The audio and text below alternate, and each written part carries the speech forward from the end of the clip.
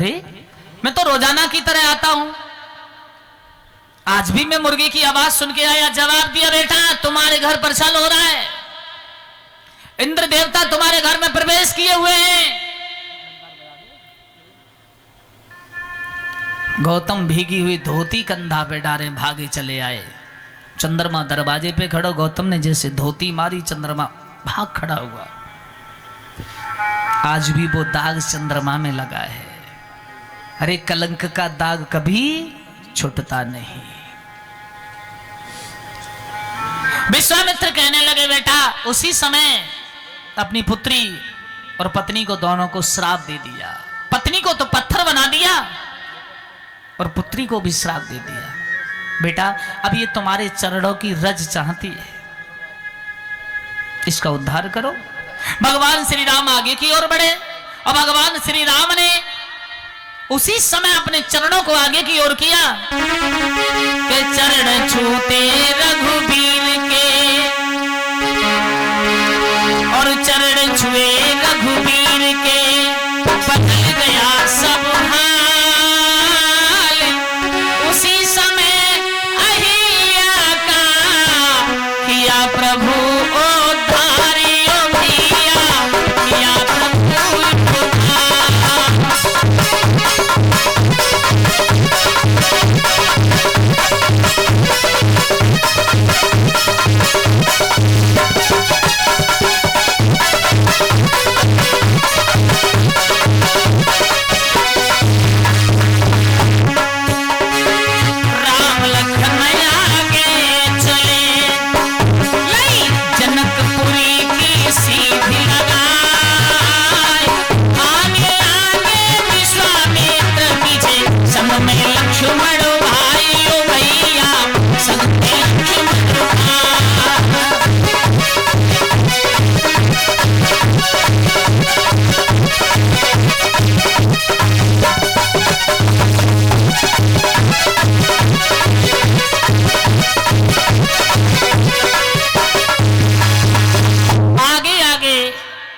अहिल्या का उद्धार किया और आगे आगे विश्वामित्र चलते जा रहे हैं। पीछे पीछे भगवान श्री राम और उनसे पीछे लक्ष्मण चलते जा रहे हैं।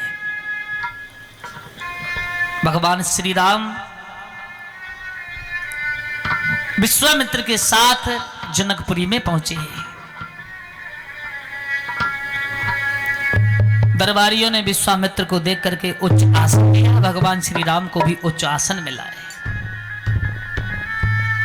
लक्ष्मण जी बोले, संध्या काल हो गया, गुरुजी की पूजा के लिए फूल लेने चलते हैं। और उधर सीता गिरजा पूजन के लिए गई है। मां गिरजा के पूजन के लिए सीता फूल तोड़ने लगी हैं और उधर भगवान श्री राम और लक्ष्मण दोनों फूल तोड़ने गए। लेकिन एक जो सखी थी सीता की, उसने भगवान श्री राम को देखा और सीता से कहा, बहन आज तो जब बगिया में श्री राम आए हैं। जवाब दिया, कौन से श्री राम?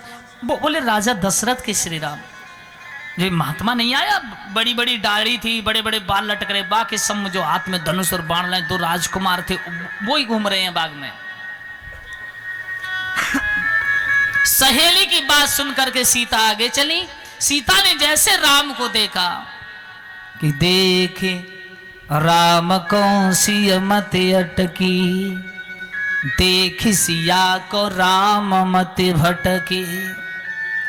यानी राम जी को देख करके सीता चकोर बन गई, नजर ही नहीं हटाती। और सीता जी को देख के राम चकोर बन गए, राम भी अपनी दृष्टि नहीं हटाते। अरे सीता तो सोच रही है क्या यही विष्णु हैं, और राम सोच रहे हैं शायद ऐसा मालूम पड़ता है कि यही लक्ष्मी आ गई।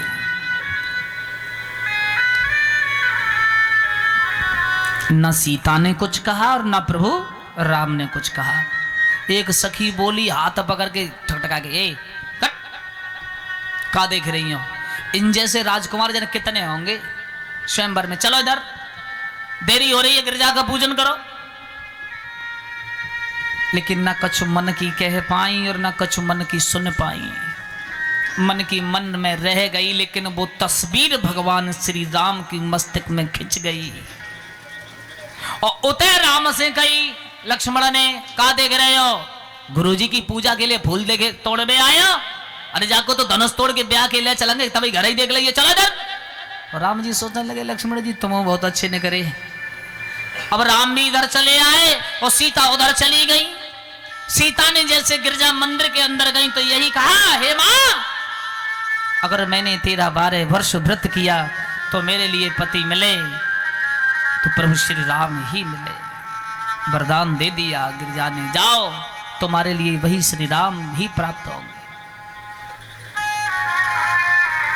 अब उधर पूजा के फूल जैसे गुरुजी को अर्पित किए हैं लक्ष्मण और श्री राम ने। और उधर क्या हुआ, भगवान श्री राम की इच्छा है कि मैं थोड़ी जनकपुरी में घूम के आऊं।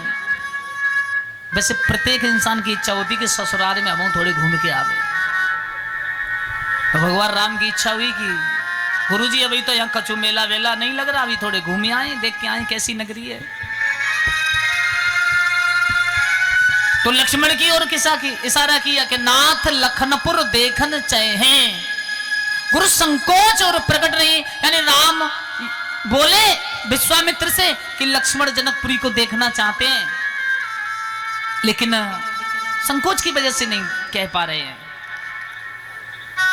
जाओ देखिया वो नगर राम लखन दो भाई, करो नैन सबके सफल सुंदर बदन दिखाए। कह दिया जाओ, अपना सुंदर ये शरीर चौड़ौला अपने दर्शन देकर के पूरी जनकपुरी को धन्य कर दो, पवित्र कर दो अपने चरणों से। जिधर जाते हैं राम लक्ष्मण भीड़ों पर भीड़ उमड़ाती है, अटारियों पर स्त्रियां राम को देखती, पलक ना हिलाती नजर ना घुमाती हैं। जिधर जाते श्री राम भीड़ों पर भीड़ उमड़ाती है, काम काज छोड़ नर नारी स्त्रियां श्री राम को देखन आती हैं। भगवान जिस गली में जाते हैं दरवाजा खोल खोल के स्त्रियां देखती रहती हैं, अरे ये कितने सुंदर राजकुमार हैं। मन ही मन सबकी ललक वही लगी है। अगर सीता सुकुमारी को ब्याज जो आगे जाने रही है बड़े वाले, अगर इनके संग है जाए तो बड़ो ही अच्छो रहे। भेना कभी कभी ये जनकपुरी में आया करेंगे तो हम और आप दर्शन करके धन्य हो जाया करेंगे।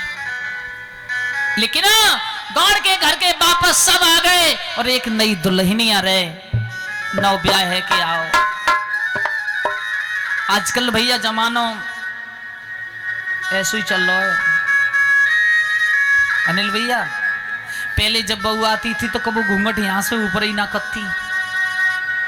अम्मा पहले घूंघट कितनो एक हाथ को सीधो सीधो रह करे।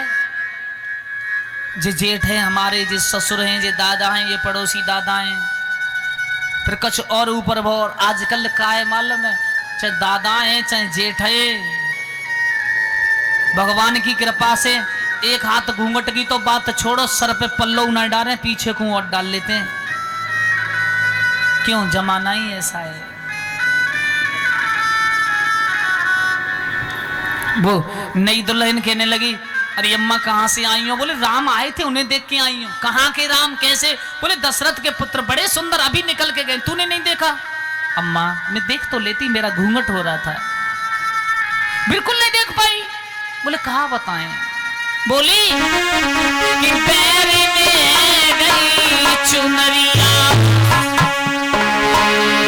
पैर में गई चुनरिया ना देख सकी, पैर में गई चुनरिया ना देख सकी, पैर में गई चुनरिया ना देख सकी, पैर में गई चुनरिया ना देख सकी।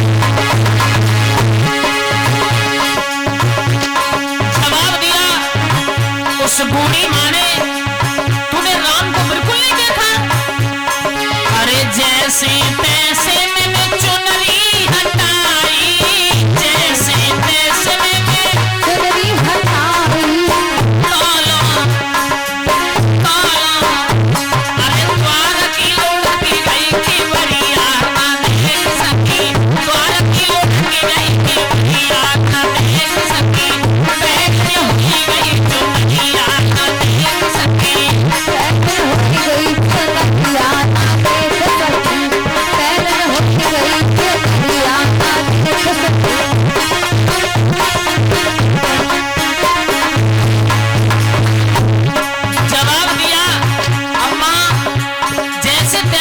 घूंघट ऊपर को करो तो दरवाजे की जो किवाड़ नाई वो अपने आप ही बंद रह गई। तो बुढ़िया कहने लगी तो वह किवाड़ खोल लेती, बिल्कुल ना देख पाई ना। जैसे तैसे मैंने दरवाजो खोलो, जैसे मैंने दरवाजो खोलो, कालो कालो आगे बढ़े मामा भैया ना देख सके, बैठती है गई चुनैया ना देख सके, बैठ हो गई चुनैया ना देख सके, बैठ हो गई चुनैया ना देख सके।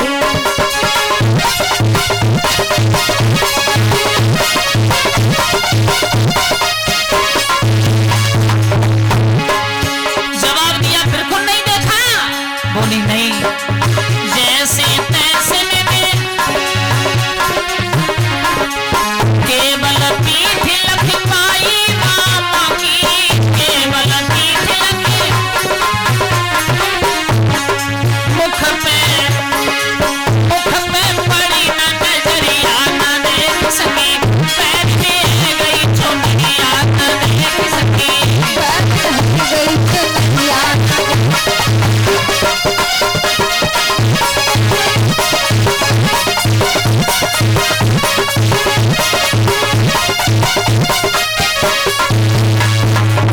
जवाब दिया सिर्फ मैया, पीछे से मैंने पीठ को देखा, चेहरा नहीं देखा। तो वो बूढ़ी बुढ़िया कहने लगी तो भाग के देख लेती, दौड़ लेती थोड़ी देर। कहने लगी अरे मैया भाग के देख लेती मैं रघुबर